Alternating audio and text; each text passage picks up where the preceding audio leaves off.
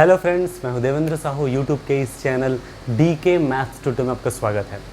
हम जो अभी लीनियर अलजेब्रा कंटिन्यू कर रहे हैं और चैप्टर 1 हमने कंप्लीट कर लिया था, चैप्टर 2 स्टार्ट कर दिया है ना। तो उसका ये सेकंड लेक्चर होने वाला है, बहुत इंपॉर्टेंट है ये। ठीक है, तो आज हम जो है types of linear transformations, examples भी कह सकते हैं आप, है ना, और रेंज स्पेस है ना, एंड नल स्पेस है, उनके जो डायमेंशंस है जिसे हम रैंक और नलिटी के नाम से जानते हैं, उनके बारे में हम पढ़ेंगे, है ना, डिस्कशन करेंगे। ठीक है, अगर आप चैनल में नए हैं तो सब्सक्राइब कर लीजिए, बेल आइकन प्रेस कर लीजिए ताकि नए वीडियोस की इन्फॉर्मेशन आपको मिलता रहे। तो स्टार्ट करते हैं आज का video lecture. Types of linear transformation, मैंने बोला था लीनियर ट्रांसफॉर्मेशन को शॉर्ट में हम LT के रूप में भी हम लिखते हैं। Linear transformation is also known as linear function और लीनियर मैप, ये भी आप जानते हो। ठीक है ना, तो कहीं भी आपको लीनियर फंक्शन या लीनियर मैप या लीनियर ट्रांसफॉर्मेशन देखने को मिलता है तो तीनों का मतलब सेम है। ठीक है, तो लीनियर ट्रांसफॉर्मेशन के जो टाइप्स हैं, जो मेन है, उसको हम बात करेंगे, डिस्कशन करेंगे, एग्जांपल्स के थ्रू कर रहे हैं बात एक तरह से। ठीक है, ओके। तो first point, zero transformation. Zero transformation क्या होता है? Let V over F and V does F be two active spaces, then a linear transformation T from V over F to V does F is said to be zero transformation if T of alpha equals to 0 dash for every alpha belongs to V over F and this 0 dash belongs to codomain V dash over F। Okay, clear हो रहा है क्या बोलना चाह रहा है? ठीक है, ये आपका डोमेन है V over F, ये आपका कोडोमेन है V dash over F, दोनों वेक्टर स्पेसेस हैं और उनके बीच में हमने एक लीनियर ट्रांसफॉर्मेशन तैयार किया है T। इस लीनियर ट्रांसफॉर्मेशन को मैं क्या बोलूँगा? जीरो ट्रांसफॉर्मेशन बोलूँगा, जीरो लीनियर ट्रांसफॉर्मेशन बोलूँगा। कंडीशन ये है कि डोमेन के जितने भी एलिमेंट हैं सबका जो इमेज है सिर्फ और सिर्फ कोडोमेन के ज़ीरो पर ही पड़ना चाहिए। ठीक है ना, कोडोमेन का जो जीरो एलिमेंट है ना उसी पर मैप होना चाहिए। तो जितने भी एलिमेंट हैं डोमेन के सब किस पे मैप होना चाहिए? कोडोमेन के सिर्फ और सिर्फ जीरो पे। ठीक है, that is T of alpha equal to 0 dash for every alpha belongs to V and this 0 dash belongs to codomain V dash. Clear है? तो इस तरह के ट्रांसफॉर्मेशन क्या बोलते हैं? Zero transformation. मॉडल इजी था ना कि डोमेन के जितने भी एलिमेंट हैं कोडोमेन के सिर्फ और सिर्फ जीरो को मैप करे, तो ये जीरो ट्रांसफॉर्मेशन हुआ, क्योंकि आखिर में जीरो के रूप में इसको हम डिफाइन करेंगे। ठीक है ना, एक्सप्रेस करेंगे। नेक्स्ट है आइडेंटिटी ट्रांसफॉर्मेशन। ओके, डेफिनेशन देखना, late V over F be a vector space, then a self linear transformation T from V over F to V over F is said to be identity transformation if it is defined by T of alpha equals to alpha for every alpha belongs to V over F। जैसे ही identity transformation की बात, ये सब अगर आपको अगर function का concept clear है ना तो ये सारी चीज़ें जो बहुत आसान लग रही होंगी। ठीक है ना, अब आइडेंटिटी जब बोला जाता है तो ऑब्वियस सी बात है सेल्फ मैपिंग तो होना ही है। अब सेल्फ मैपिंग आपको लेना है, इसका मतलब ये हुआ कि आपको एक ही वेक्टर स्पेस में काम चल जाएगा। ठीक है ना, तो एक ही वेक्टर स्पेस आप लीजिए। तो मैंने लिया V over F vector space. अब आपको एक लीनियर ट्रांसफॉर्मेशन तैयार करना है, V over F to V over F तो तैयार होगा, तो T from V over F to V over F, इसे हम क्या बोलेंगे? Identity transformation. कंडीशन ये है कि T of alpha equals to alpha, self image मिलना चाहिए। दैट मीन्स ये जो सिचुएशन है इस तरह से है ना, आप जितने भी एलिमेंट ले रहे हो सिंगल इस तरह से जा रहा है। ठीक है ना, जैसे यहाँ पे कोई भी एलिमेंट है, A है तो उसका इमेज यहाँ पे क्या होगा? T ऑफ A करके। ठीक है ना, B है तो यहाँ पे क्या हो रहा है? T ऑफ B करके। C है तो क्या हो रहा है? T ऑफ C करके। D है तो क्या हो रहा है? T ऑफ D करके। तो सेल्फ इमेज आपको पता होना चाहिए। ठीक है, क्लियर है ना कंडीशन? तो ये जो कंडीशन है T of alpha equals to alpha का, है ना, इसको हम बोलते हैं identity transformation. Perfect. Third point देखिए, डिफरेंशियल ट्रांसफॉर्मेशन क्या है? Let f of a be the set of all differential functions which forms a vector space over field f equals to r। तो ये ध्यान रखना, ये set of all differentiable functions हैं जो कि वेक्टर स्पेस फॉर्म करता है over field f equals to r। ठीक है, देन अ लीनियर ट्रांसफॉर्मेशन, है ना, ये तो लीनियर ट्रांसफॉर्मेशन है ही, बस उसको डेफिनेशन कैसा है उसको देखिए। T from f of a b to f of a b is called a differential transformation if it is defined by T of f of x equals to d by dx f of x। ठीक है ना, that means f dash of x करके। ठीक है, तो domain के जो भी एलिमेंट हैं जब उसको किस तरह से ट्रांसफॉर्म कर रहे हैं? उसको डिफरेंशियली ट्रांसफॉर्म कर रहे हैं।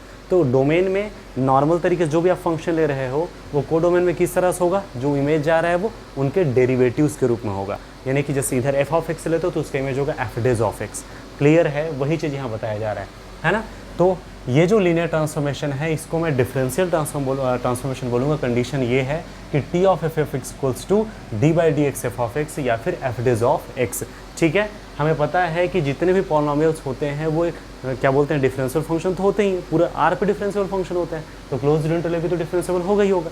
तो हम उसका रेस्ट्रिक्शन फॉर्म ले रहे हैं, R over X to R over, ये क्या शो करता है, ये होता है वेक्टर स्पेस ऑफ पॉलिनोमियल्स। ठीक है ना, ओवरफील्ड एफ इक्वल्स टू आर ही है। खास बात ये जो लीनियर ट्रांसफॉर्मेशन है ये भी डिफरेंशियल ट्रांसफॉर्मेशन डिफाइन किया जा सकता है। ठीक है ना, इस तरह से अगर डिफाइन करें इसको तो T of P of X equals to D by D X P of X, that means P dash of X. तो वही बात है सेम कि किस तरह से ऑपरेट कर रहा है, किस तरह से ट्रांसफॉर्म कर रहा है, जो भी आप फंक्शन ले रहे हो, जो भी आप पॉलिनोमियल ले रहे हो उसको डिफरेंशियल तरीके से ऑपरेट कर रहा है। जैसे इधर पी ऑफ एक्स लिए तो इधर हो जाएगा D by D X P of X, that is P dash of X. Clear हो रहा है, बड़ा इजी है ना, इसमें ज़्यादा सोचने की ज़रूरत नहीं, बिल्कुल सिंपल सा कॉन्सेप्ट है। इसको आप उनका टाइप्स कहो, एग्जाम्पल्स कहो, है ना। तो ये डिफरेंशियल ट्रांसफॉर्मेशन मतलब डिफरेंशियल तरीके से ट्रांसफॉर्म करता है। ठीक है, क्लियर। और इस डेफिनेशन को अप्लाई करके आप लीनियर ट्रांसफॉर्मेशन की कंडीशन को भी होल्ड करा सकते हैं इजीली तरीके से। इसी वजह से तो ये डिफरेंशियल ट्रांसफॉर्मेशन है लीनियर ट्रांसफॉर्मेशन होने की वजह से। ठीक है ना। अब जस्ट इनका अपोजिट क्या होता है, इनका अपोजिट होता है इंटीग्रल, है ना। तो इंटीग्रल ट्रांसफॉर्मेशन क्या होता है वो देखिए। डिफरेंशिएशन का अपोजिट प्रोसेस क्या है, differentiation and integration both are opposite process. Okay, तो यहाँ पे जस्ट इनका अपोजिट क्या है, इंटीग्रल ट्रांसफॉर्मेशन। तो कुछ नहीं, नॉर्मल तरीके से डिफाइन किया गया है ना। C of AB with the vector space of continuous functions on closed interval AB over field F equals to R। Okay, ये क्या होता है, closed interval AB to R में जितने भी कॉन्टिन्यूस फंक्शन है उसका कलेक्शन। हमें पता है every continuous function is integrable, integrable होना ही है, जितने भी कॉन्टिन्यूस फंक्शन होते हैं इंटीग्रेबल होता है। इसी वजह से हमने इस तरह से डिफाइन कर दिया। फील्ड हमारा है आर, ठीक है। तो then T from V over R to V over R is called integral transformation if it is defined by T of F of X equal to integration A to B F of X into D X. इस तरह से define मैंने किया। ठीक है, clear है, बड़ा easy चीज़ है, इंटीग्रेशन तरीके से ऑपरेट किया जा रहा है ना। इवन आप इसको आर और आर भी ले लेंगे तो कोई दिक्कत नहीं है, ये वेक्टर स्पेस है, वेक्टर स्पेस है, इनके बीच में इसको लीनियर ट्रांसफॉर्मेशन को डिफाइन कीजिए इस तरह से, तो ये भी इंटीग्रेशन हो रहा है, इंटीग्रल ट्रांसफॉर्मेशन हो जाएगा।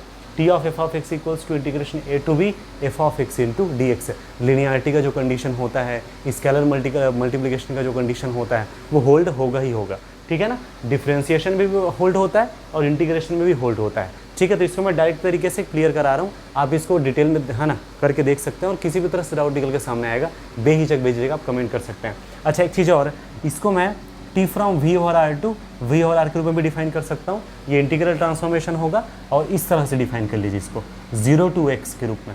यहाँ पे फंक्शन के रूप में ही ऑपरेट हो रहा है। इससे पहले क्या हो रहा था कि फंक्शन का इंटीग्रेशन तो ऑपरेट हो ही रहा था और चूंकि यहाँ पे लिमिट था तो पर्टिकुलर कुछ वैल्यू आ रही थी, रियल वैल्यू, बट यहाँ पे इधर भी फंक्शन ऑपरेट होकर इधर भी फंक्शन ही आएगा। इसको शॉर्ट में आप integration F of X into D x से लिखते हैं। ठीक है, क्लियर है ना। तो ये लिनियरिटी का कंडीशन होल्ड करेगा और क्या बोलते हैं स्केलर मल्टीपल का, इसलिए लीनियर ट्रांसफॉर्मेशन है और इंटीग्रेशन के रूप में डिफाइन किया तो क्या हो गया, इंटीग्रल ट्रांसफॉर्मेशन। ये लिनियरिटी का कंडीशन है और ये स्केलर मल्टीपल का सिचुएशन है। ठीक है ना, क्लियर। आप यहाँ से थोड़ा सा देख भी सकते हैं, है ना। ये फंक्शंस है ना, फंक्शंस यहाँ पे वेक्टर का काम कर रहा है, कोई दिक्कत नहीं। ठीक है, तो दो वेक्टर्स है, उसका एडिशन का जो इमेज है उधर के जो वेक्टर्स हैं उनके एडिशन के वेक्टर एडिशन के इक्वल होता है। यही लिनियरिटी का कंडीशन हो। सेकंड स्केलर मल्टीपल का सिचुएशन में क्या होता है, इधर जो स्केलर मल्टीपल लेते हैं उसका जो टी इमेज है उधर के इमेजेस का स्केलर मल्टीपल होता है। और यहाँ जो डेफिनेशन है आप डिफरेंशियल ट्रांसफॉर्मेशन के लिए है ना अप्लाई कर सकते हैं और इंटीग्रल ट्रांसफॉर्मेशन के लिए भी अप्लाई कर सकते हैं। ठीक है ना, F of X plus G of X का जो भी इमेज आ रहा है ना, इनका आप जो है डिफरेंशिएशन करके देखिए, बोले तो डी बाई डी एक्स है ना, F of X plus G of X, यही तो है ना आपका जो ट्रांसफॉर्मेशन है ना। और ये हो जाएगा D by D X F of X plus D by D X G of X. Clear है, फॉर कन्फर्मेशन बता रहा हूँ ना। ठीक है, वैसे तो ये चीज़ें क्लियर होनी चाहिए। ठीक है, ये हो गया आपका C D by D X F of X, अब तो कन्फर्म हो गया है ना। अब इसके बाद इंटीग्रेशन के लिए आप देखिए, इंटीग्रेशन के सिचुएशन में क्या होगा, इस तरह से आप है ना A to B F of X into D X, है ना, सेम प्रोसेस है। तो ये हो जाएगा इंटीग्रेशन, है ना, integration A to B F of X into G X. Normally जब इस तरह से इंटरवल दिया रहता है तो इंटीग्रल मीन्स रिबान इंटीग्रल ही होता है ना, integration A to B G of X into D X. ये हो गया vector addition concept. Scalar multiple वाले सिचुएशन में क्या होगा, यहाँ पे इंटीग्रेशन है आपका ए टू बी, है ना, C F of X into D X. तो क्या हो जाएगा C into integration A to B F of X into D X. देख सकते हैं इंटीग्रेशन के लिए भी अप्लाई हो गया, है ना। तो differential transformation, integral transformation clear हो गया, है ना। अब हम नेक्स्ट कॉन्सेप्ट देखते हैं। नेक्स्ट देखिए मैट्रिक्स ट्रांसफॉर्मेशन, ठीक है। मैट्रिक्स ट्रांसफॉर्मेशन क्यों बोला गया, क्योंकि मैट्रिक्स को ट्रांसफॉर्म कर रहा है। किस तरह से देखिए, है ना, let B equals to B I J N cross N where B I J belongs to R be fixed N cross N matrix, ठीक है ना। तो एक फिक्स्ड मैट्रिक्स हम लेकर चल रहे हैं, एन स्क्वायर मैट्रिक्स है, ओके, है ना। Then a linear transformation T from Mn of R to Mn of R is said to be matrix transformation if it is defined by T of A equals to AB, ठीक है ना। तो हमने एक, है ना, इस तरह से मैपिंग डिफाइन किया है जो लीनियर ट्रांसफॉर्मेशन होता है और यहाँ मैट्रिक्स को मैप कर रहा है, मैट्रिक्स को ट्रांसफॉर्म कर रहा है, इसीलिए इस ट्रांसफॉर्मेशन को हम क्या बोलते हैं, मैट्रिक्स ट्रांसफॉर्मेशन। मेन बात ये है कि लीनियर है कि नहीं, है ना, वो चीज़ ज़रूरी चीज़ है। तो दो कंडीशन होता है ना, दोनों को आप सेटिस्फाई कर सकते हैं, इस तरह से देख सकते हैं, है ना। For every A1 A2 belong to Mn of R, आप यहाँ से कोई भी दो आर्बिट्ररी क्या ले लीजिए, मैट्रिक्स ले लीजिए, उनके जो इमेजेस हैं A1 प्लस A2, है ना। तो बाय डेफिनेशन, ठीक है ना, जो भी आप लेते हो उसका जो T इमेज है वो इस B से प्रोडक्ट होता है, ठीक है ना। प्रोडक्ट होकर के एक नया मैट्रिक्स मिलता है अपने को n क्रॉस n, यही होगा, ये भी n क्रॉस n, ये भी n क्रॉस n, कब मिलेगा, n क्रॉस n मैट्रिक्स से तो मिलेगा, ठीक है। तो for every A1 A2 belong to Mn of R, है ना, T of A1 plus A2, ये वेक्टर एडिशन को शो कर रहा है, मैट्रिक्स एडिशन ही यहाँ वेक्टर एडिशन है ना, स्क्वायर मैट्रिक्स है और ये, ठीक है। तो फिर बाय डेफिनेशन, है ना, A है तो A, ये है तो ये हो जाएगा, ठीक है। अब ये नॉर्मल मल्टीप्लाई हुआ कितना मिला, A1B प्लस A2B, ठीक है। बाय डेफिनेशन ये हो जाएगा T of A1 plus T of A2, ठीक है ना, B फिक्स्ड है ना। तो देख सकते हो लीनियर कंडीशन होल्ड कर गया, वेक्टर एडिशन, है ना, ठीक है। नेक्स्ट स्केलर मल्टीपल वाला situation, for every A belongs to Mn of R and C belongs to R, देख सकते हैं T of C equals to by definition CA into B, है ना। तो C इंटू AB, तो क्या हो जाएगा C into T of A, linear condition hold कर गया। तो जो भी हम यहाँ ट्रांसफॉर्मेशन देख रहे हैं, पहले तो लीनियर ट्रांसफॉर्मेशन होना जरूरी है ना, और चूंकि यहाँ पे मैट्रिक्स में हर मैट्रिक्स को ट्रांसफॉर्म कर रहा है, इसीलिए नाम दे दिया गया मैट्रिक्स ट्रांसफॉर्मेशन। तो दोनों से क्लियर हो गया, T from Mn of R to Mn of R is said to be matrix transformation if it is defined by T of A equals to AB। जो भी आप लेते हो इनपुट, उसका जो T इमेज है वो इस B से प्रोडक्ट होकर के नया मैट्रिक्स बनाता है। ये n क्रॉस n है, ये n क्रॉस n है, ठीक है ना, ओके। A आपका n क्रॉस n, B आपका n क्रॉस n, ये दोनों अगर सेम है तो फिर से क्या मिला, है ना, AB n क्रॉस n करके परफेक्ट है। तो T of equals to AB n cross n, ये होगा मैट्रिक्स ट्रांसफॉर्मेशन, ठीक है। नेक्स्ट देखते हैं नॉन सिंगुलर लीनियर ट्रांसफॉर्मेशन और नॉन सिंगुलर ट्रांसफॉर्मेशन, ठीक है। One of the most important transformation कह सकता हूँ इसको, ठीक है, क्योंकि इसकी जो है यूज़ आगे भी होगा, बहुत इंपॉर्टेंट है। देखिए, late V over F and V dash over F be two active spaces, then a linear transformation T from V over F to V dash over F is said to be non-singular linear transformation if it is defined by T of alpha equals to 0 dash if and only if alpha equals to 0, ठीक है ना। तो जो भी चीज़ हम यहाँ पे कर रहे हैं ना, उसको समझना ज़्यादा ज़रूरी है। ऐसा नहीं होता कि हम डेफिनेशन को रट लिए तो उससे काम नहीं चलेगा। हम अगर उसको अंडरस्टैंडिंग हमारी अच्छे से क्लियर है ना, हम अच्छे से उसको समझ पा रहे हैं, तो डेफिनेशन भी, है ना, हम अच्छे से कह सकते हैं। लेकिन डेफिनेशन बस हम देख करके नहीं जज कर सकते कि हमें एकदम कॉन्सेप्ट क्लियर हो गया, ठीक है। तो कोशिश यही करना कि उसको आप फील करें, है ना, उसको समझें, है ना, ठीक है। चाहे हम ग्राफ का हम यूज़ कर सकते हैं या जो मेन जो डेफिनेशन है लीनियर ट्रांसफॉर्मेशन उसके थ्रू हम अप्लाई कर सकते हैं, जैसे भी, है ना।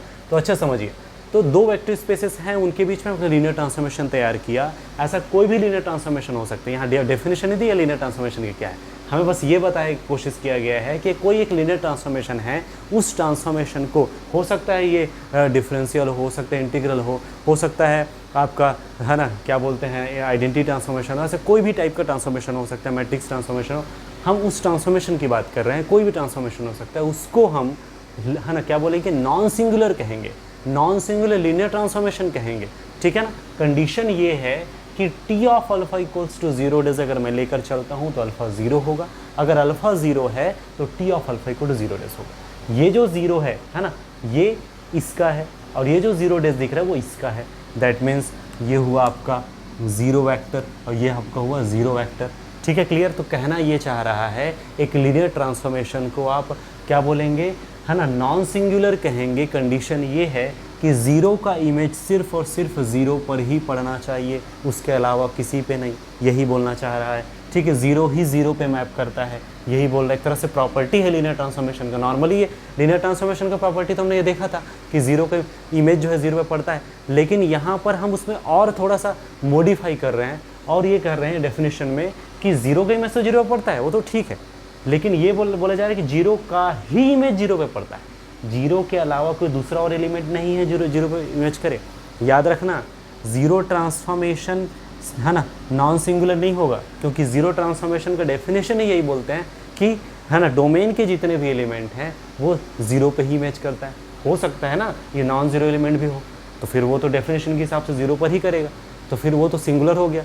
जो नॉन सिंगुलर नहीं है वो सिंगुलर हुआ, ठीक है। इसका जस्ट अपोजिट क्या हो जाएगा, सिंगुलर, ठीक है। कॉन्सेप्ट क्लियर हो रहा है ना। तो सिंगुलर नॉन सिंगुलर का डेफिनेशन यही है कि जब जीरो का इमेज जीरो पे पड़ता है, ठीक है ना, और ख़ास बात जीरो का ही इमेज जीरो पे पड़ता है, इधर कोई भी ऐसा नॉन जीरो एलिमेंट नहीं है जो जीरो पे मैप करता हो, तो इस सिचुएशन में जो लीनियर ट्रांसफॉर्मेशन उसको क्या बोलते हैं, नॉन सिंगुलर। परफेक्ट है। और जस्ट मैं 7 डेफिनेशन दे रहा हूँ 7th नंबर का, और वो है सिंगुलर का, ठीक है।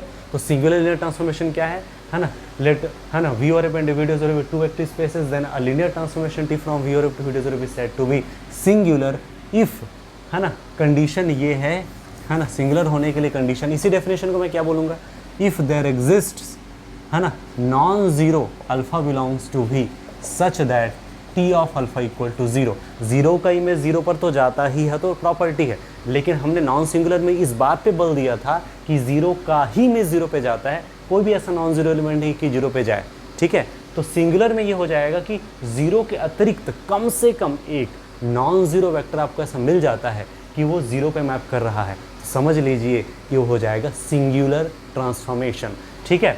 तो ज़ीरो के अलावा अगर कोई नॉन जीरो एलिमेंट है, नॉन जीरो वेक्टर है, वो भी जीरो पे मैप करता है, तो ये सिचुएशन हो जाएगा सिंगुलर का। विचित्र वाला स्थिति है ना, सिंगुलर लीनियर ट्रांसफॉर्मेशन। कोई भी नॉन जीरो एलिमेंट है वो भी किस पे मैप कर रहा है, ज़ीरो पे, तो इस सिचुएशन में जो लीनियर ट्रांसफॉर्मेशन उसको बोलेंगे सिंगुलर लीनियर ट्रांसफॉर्मेशन। तो मैं उम्मीद कर रहा हूँ कि आपको कॉन्सेप्ट क्लियर हो रहा है, इसको आप अच्छे से नोट कीजिए और क्लियर कीजिए, ठीक है। तो मैं उम्मीद करता हूँ आज का जो कॉन्सेप्ट आपको क्लियर हुआ होगा। पसंद आए तो लाइक कीजिए, अपने फ्रेंड्स को शेयर कीजिए, और अगर अभी तक आपने चैनल को सब्सक्राइब नहीं किया है तो प्लीज़ सब्सक्राइब कर लीजिए, बेल आइकन प्रेस कर लीजिए ताकि नए वीडियोज़ की इन्फॉर्मेशन आपको मिलता रहे, ठीक है। रेंज स्पेस है, नल स्पेस है, बहुत इंपॉर्टेंट कॉन्सेप्ट है ये, इन पर हम नेक्स्ट वीडियो में है ना डिस्कशन करेंगे, ठीक है। तो फिलहाल आज के लिए इतना ही। Thank you for watching this video.